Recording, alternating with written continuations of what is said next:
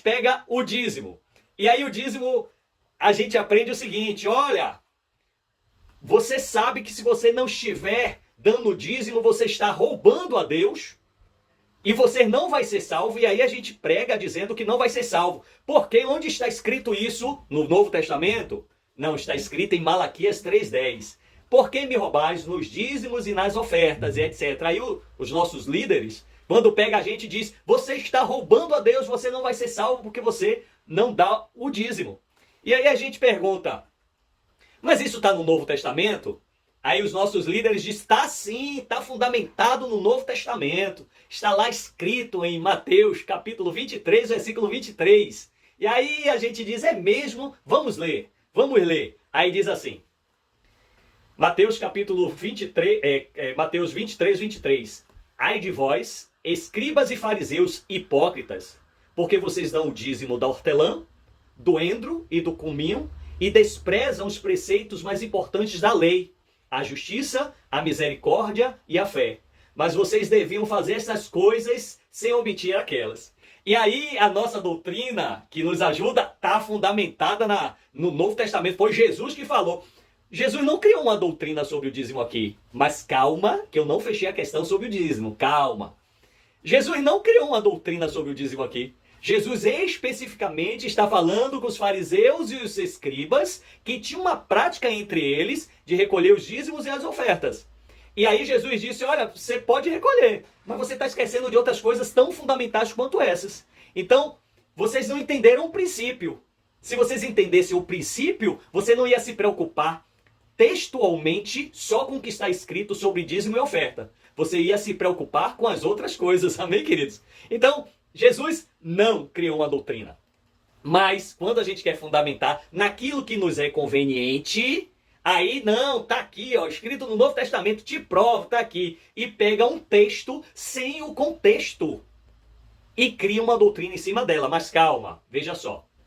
A questão do dízimo é uma questão de texto, mas é uma questão de você interpretar o princípio na palavra de Deus toda, tanto no Novo Testamento quanto no Velho Testamento.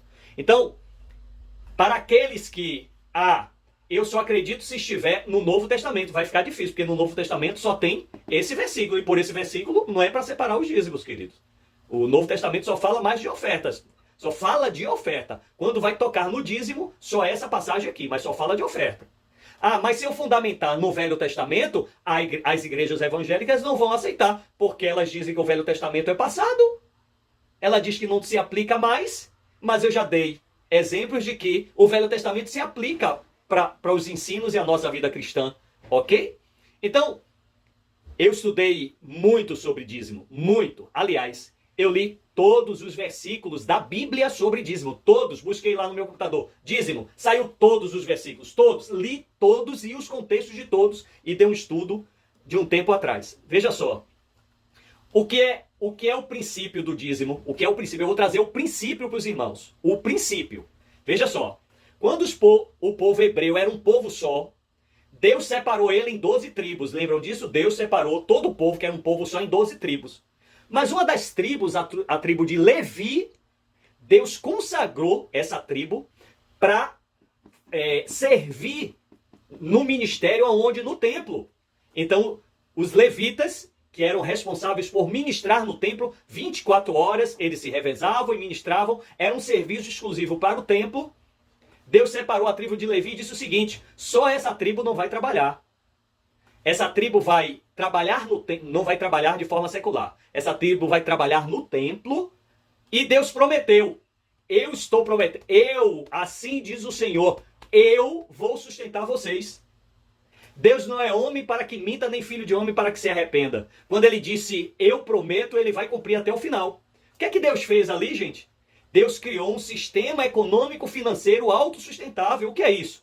Deus criou um sistema um sistema econômico financeiro autossustentável sem precisar do dinheiro do governo ou de nenhuma outra instituição.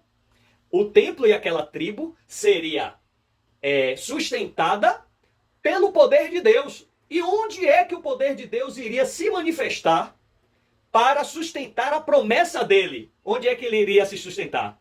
O restante das outras 11 tribos iriam para o mercado de trabalho. Iriam disputar no mercado de trabalho e emprego. Mas Deus prometeu, eu vou te dar terra, eu vou te dar terra e terra frutífera, eu vou frutificar e te dar boas colheitas, eu vou te dar bons empregos, eu vou te dar bons salários e eu vou ser o provedor de vocês. Vocês vão para o mercado de trabalho, mas o teu Deus vai ser o provedor de vocês. Então, quando eu te sustentar, então você sustenta a minha obra. Por isso é autossustentável. Deus nos sustenta para que a gente sustente a obra de Deus. Esse é o princípio do dízimo e da oferta. Então, Deus prometeu que aqueles que se juntassem, ou no templo, no Velho Testamento, ou como igreja, como a gente está aqui, que ele seria o nosso provedor. E como é que Deus vai fazer isso? Ele vai fazer nos abençoando. E aí a tribo de Levi nunca passou necessidade. Nunca houve-se na Bíblia um relato de que essa tribo passou fome. Pelo contrário, já teve reis que na fome se socorreu ao templo para ir comer o pão do templo. Amém, queridos? Então, o próprio salmista diz, nunca vi um moço passar fome, nem a sua descendência mendigar o pão para aqueles que confiam no Senhor. E aí, esse princípio está expresso, e aí os irmãos vão entender bem o que eu estou falando. Esse princípio está expresso em Mateus 23, aí mesmo Mateus 23, do versículo 18 e 19, que diz assim. Mateus 23, versículo 18 e 19. E vocês dizem, se alguém jurar pelo altar, isso não tem importância nenhuma. Mas se alguém jurar pela oferta que está sobre o altar, fica obrigado pelo que jurou. Cegos, qual é mais importante, a oferta ou o altar que santifica a oferta? Aleluia. Vocês valorizam mais o dinheiro que está no altar do que o altar? Qual é o mais forte? É o dinheiro que santifica o altar ou o altar que santifica o dinheiro? Deus está dizendo assim, ei, não pense que é você que sustenta o reino de Deus, o meu reino. Sou eu que sustento o meu reino. Sou eu que abro as portas para você. Sou eu que lhe faço prosperar, aleluia. Sou eu que te dou emprego no meio de um sistema econômico falido. Sou eu que lhe sustento. Sou eu que mando óleo. Sou eu que abro a porta da faculdade para você. Sou eu que escolho o seu currículo quando o seu currículo é até mesmo pior do que outros. Sou eu que quando na sua dificuldade eu abro uma porta onde não tem porta. Sou eu que te sustento quando te falta algo na sua casa e eu mando um servo meu levar para que você não passe fome, para que você não passe necessidade. Portanto, o dízimo e a oferta que você dá na igreja não é sua, não vem de você. O meu reino não é sustentado pelo dinheiro que você dá na igreja. Mas o meu reino é sustentado pela minha intervenção na vida de cada um que crê em mim, e aí eles retribuem ao meu reino. Portanto, e peço, diz o Senhor, peço o mínimo de contribuição para sustentar esse sistema econômico que eu prometi que seria autossustentável pelo meu poder. E eu pergunto, é ou não é assim nas nossas vidas práticas? Essa promessa que está lá no Velho Testamento, Deus é o mesmo ontem, hoje, será eternamente. Não é assim que Ele faz nas nossas vidas? Não é assim que Ele abre portas? Não é assim que Ele nos sustenta para que sustentemos outros irmãos? Para que sustentemos a igreja do Senhor? É dessa forma. E esse Deus não falha. Passará os céus e a terra, mas as palavras do Senhor não passarão.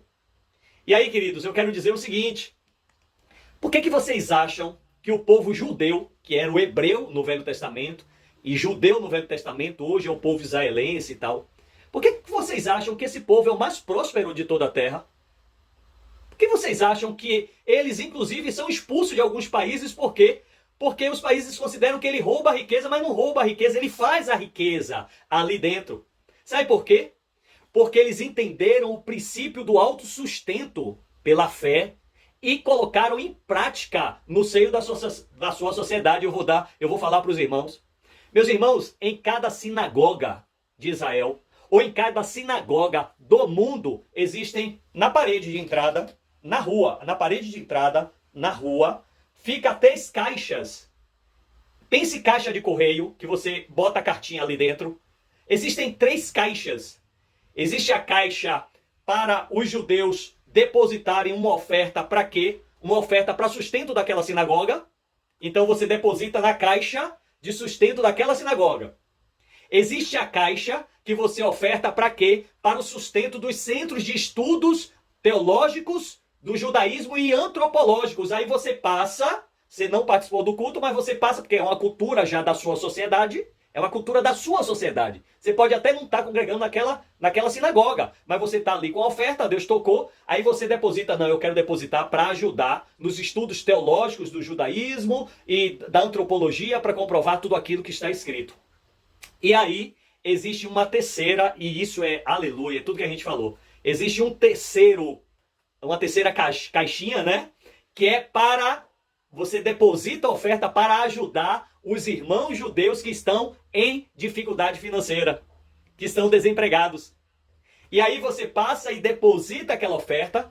Todas aquelas sinagogas no mundo que receberam aquela oferta naquela caixinha para os irmãos, criou-se um sistema econômico autossustentável, aonde os líderes vão pegar aquele dinheirinho e vai lá naquele irmão que está passando aquela necessidade momentânea.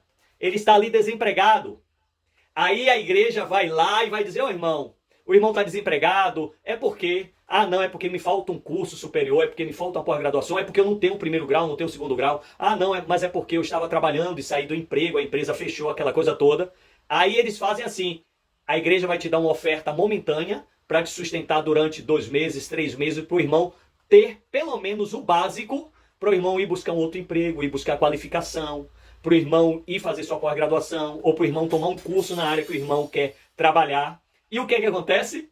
Com aquela ajuda que Deus sustentou o obreiro e ofertou ali, o que é que a igreja faz? A igreja ressuscita, revitaliza economicamente aquele irmão. Aquele irmão se reergue, se levanta com a ajuda da igreja. Aquele irmão, então, volta ao mercado de trabalho. E ao voltar ao mercado de trabalho, qual o compromisso que aquele irmão tem? De passar lá naquela sinagoga e depositar naquela caixinha, aleluia, a ofertinha dele para quem? Para outro irmãozinho que estava na mesma situação dele e que agora ele está numa situação melhor e agora ele pode ajudar os outros irmãos. Isso é um sistema, é um ciclo sem fim de prosperidade e sustento no reino e na obra de Deus, aleluia. Se torna um ciclo sem fim, porque quando uma sociedade tem essa cultura e ela pratica isso normalmente na sua vida civil, meu irmão, aquela nação só vai ser próspera.